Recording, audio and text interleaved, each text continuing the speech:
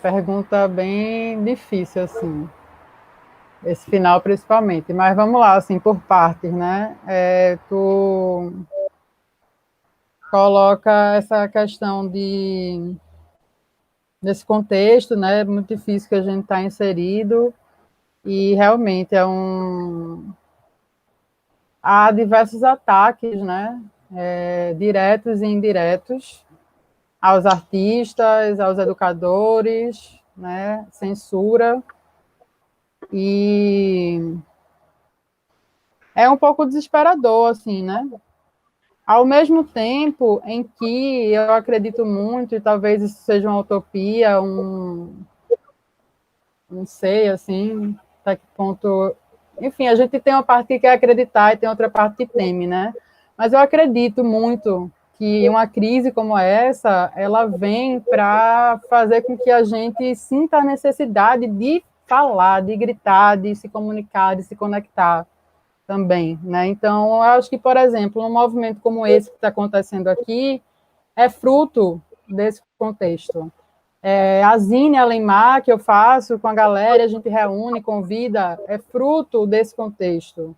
E tem muita coisa que está saindo que é fruto também, né, desse momento de crise. Eu acho que isso é interessante também para a gente conseguir vislumbrar algo de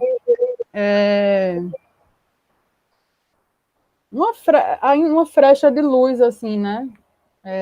Eu não sei nem se eu diria luz, na verdade, porque não sei se é sobre luz, mas é sobre conseguir enxergar por trás de toda essa fumaça, assim, sabe? De toda essa névoa. Bom, situando a poesia, a literatura brasileira hoje, eu... Assim, a partir de Recife é o seguinte, né? Eu até estava dando uma pesquisada aqui, pensando nessa nossa conversa mesmo, num material que foi produzido por um editor daqui de Recife, chama Fred Caju, ele tem uma editora Castanha Mecânica, faz um trabalho há um certo tempo, assim, aqui na cena, ele movimenta e tal, e ele fez, com apoio, né, do edital da Aldir Blanc, que foi fruto também de luta, né, da classe artística para ter esse retorno do governo, né, para ter algum apoio, e ele conseguiu, a partir desse apoio da Lei Aldir Blanc, realizar uma pesquisa de mapeamento editorial aqui em Recife e tudo mais, que eu acho que esse movimento da publicação né, das editoras, enfim, tem muito a ver com a produção, no final das contas, né? Porque, enfim, a gente parar para pensar, tem as redes sociais que facilitam, né, o compartilhamento, etc., mas a gente sabe que é preciso criar uma rede, né, no final das contas, para que essas produções sejam comunicadas e assim possa haver um fluxo de troca, enfim. Então, acho que a editora cumpre um papel muito importante, né? As editoras, inclusive as editoras independentes, né? Como é o caso da Castanha Mecânica. E aqui em Recife, assim, para ser bem sincera, fui procurar o resultado dessa pesquisa, não achei, mas eu sei que existe, né, a movimentação de editoras independentes, como a Castanha Mecânica, o próprio Alemar, né, é, tem a Alvoroça, né, que é de Raíza Hanna, enfim, tem editoras surgindo também, né, a partir desse momento de crise, né, então, eu acho que isso é geral, no final das contas, eu diria que nacionalmente, assim, eu não sei se eu consigo te dar um panorama, né? Mas pensando Recife, São Paulo, né? Que foram os espaços que eu mais tive tendo esse contato, né?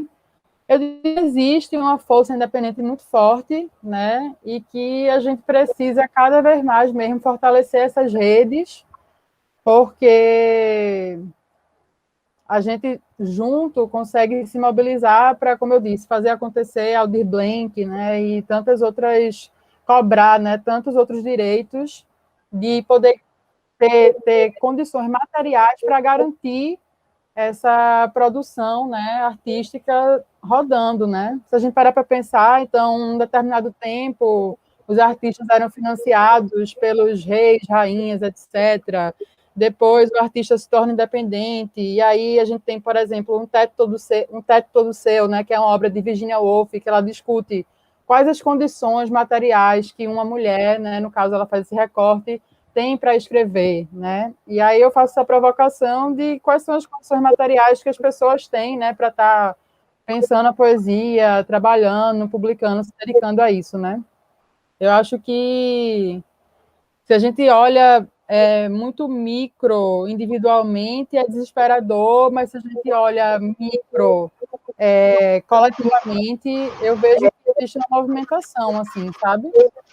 Então, por exemplo, foi o que eu estava falando contigo, da última vez que a gente falou, sobre aquele encontro que a gente fez, né, lá no Xangai Mercado Velho, onde a gente, com uma estrutura muito precária, mas com muita vontade, conseguiu fazer acontecer um espaço de poesia vibrante, assim, né, vivo. Então, eu acredito muito nisso, assim, sabe? E em relação à produção contemporânea, né, a poesia contemporânea, eu, bom, tem coisas que me interessam e tem coisas que me deixam um pouco angustiada, assim, né, refletindo, porque eu me preocupo com a censura da poesia, não só pela direita, que a gente muito fala, mas pela própria esquerda também, sabe? E aí eu queria até aproveitar esse momento dessa minha fala para trazer um texto de Roberto Piva, né, um grande poeta, anarquista, etc., que ele fala muito sobre o que eu poderia falar também em relação ao que eu acho dessa autonomia da poesia, né, em meio a todo o caos, etc., porque, no final das contas, a poesia ela é sobre o aqui e o agora, mas ela não pode estar presa às nossas limitações, digamos assim, né? Posso aqui compartilhar esse texto de Piva?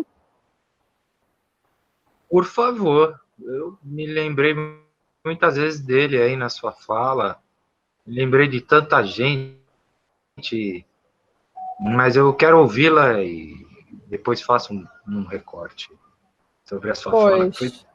maravilhosa.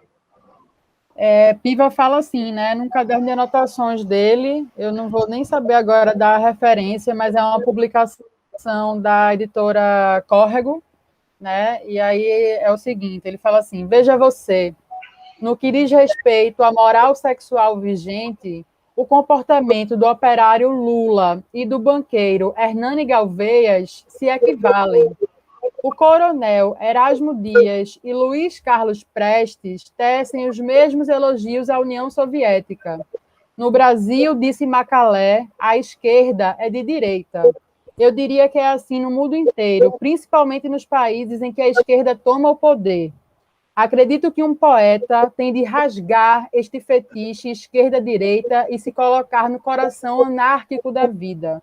E aí ele poderá sempre, roçando os limites vida, morte, sanidade e loucura, criar suas imagens e viver suas vertigens que, através de seus poemas, serão compartilhadas por muitos. É na solidão e no sonho que o poeta trabalha. E o seu desespero, ao contrário do desespero genocida da esquerda e direita, é um desespero criador.